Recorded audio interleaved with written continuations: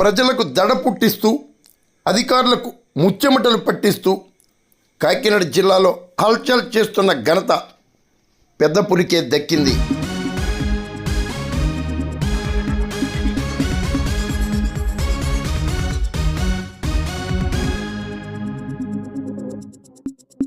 ఇటీవల తూర్పుగోదావరి జిల్లాలో ప్రజలకు దడ పుట్టించిన పెద్ద పులి ఇప్పుడు కాకినాడ జిల్లాలో ప్రజలకు కంటి మీద కునుకు లేకుండా చేస్తుంది.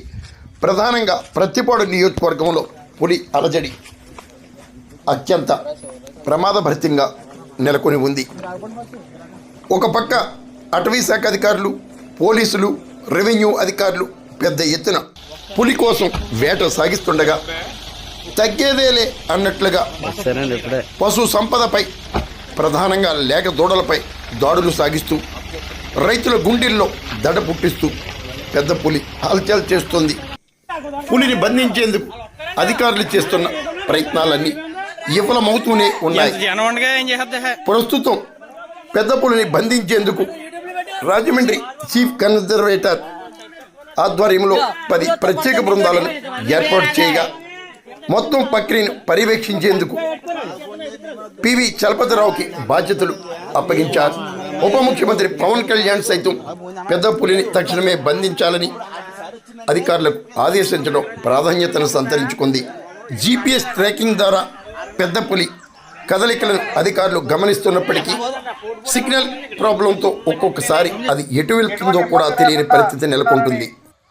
తాళ్లపాలెంలో మకాం వేసిన పెద్ద పులి ఆదివారం రాత్రి శంఖవరం వచ్చే రహదారిలో మాజీ ఎమ్మెల్యే పర్వత ప్రసాద్ ఇంటి సమీపంలో తిష్ట వేసినట్లు అధికారులు గుర్తించారు. శంఖవరం మండపం రోడ్లో బ్రిడ్జి సమీపంలో ఇది ఉన్నట్లు అధికారులు భావిస్తున్నారు. పంప నది వైపు కూడా వచ్చే అవకాశం ఉందన్నారు. శంఖవరం మండలం జీ కొత్తపల్లి గ్రామ పరిసర ప్రాంతాల్లో పులి సంచరిస్తున్నట్టు మాకు సమాచారం అందింది. ఇమీడియట్గా ఈ విలేజ్ని అలాగే చుట్టుపక్కల ఉన్నటువంటి విలేజెస్ అందరినీ కూడా అలర్ట్ చేయడం జరిగింది. పులి సంచారం ఉన్న రోడ్స్ అన్నీ కూడా బ్లాక్ చేయడం జరిగింది. అలాగే అది అగ్రికల్చర్ ఫీల్డ్స్లో మూమెంట్ ఉంది కాబట్టి సో ప్రికాషనరీ మెజర్గా ఎలక్ట్రిసిటీని కూడా డిస్కనెక్ట్ చేయడం జరిగింది. సో అన్ని మెజర్స్ తీసుకున్నాము. అన్ని టీమ్స్ రెడీగా ఉన్నాయి. ట్రాంక్యులైజింగ్ టీము, రెస్క్యూ టీము, అలాగే డ్రోన్ టీము, సిబ్బంది, అటవీ సిబ్బంది అందరూ ప్రిపేర్డ్గా ఉన్నారు. మా నుంచి మేము ఈ విలేజర్స్ని కానీ మీడియా మిత్రులు కానీ కోరుకునేది ఏంటంటే ఎవరు కూడా ప్యానిక్ అవ్వాల్సిన విషయం ఏం లేదు. అటవీ శాఖ అలాగే రెవెన్యూ పోలీస్ వారితో అందరికీ కూడా అవగాహన కల్పించాము. విలేజర్స్ ఏం చేయాలి ఏం చేయకూడదు అన్నది ఆ డూస్ అండ్ డోంట్స్ ఫాలో అవుతూ మాకు సహకరిస్తే ఖచ్చితంగా ఇష్యూ రిజాల్వ్ అవుతుంది. ఇక్కడ కూడా ఈ విలేజ్ కానుకుని కూడా కొండలు ఉన్నాయి, అటవీ ప్రాంతాలు ఉన్నాయి.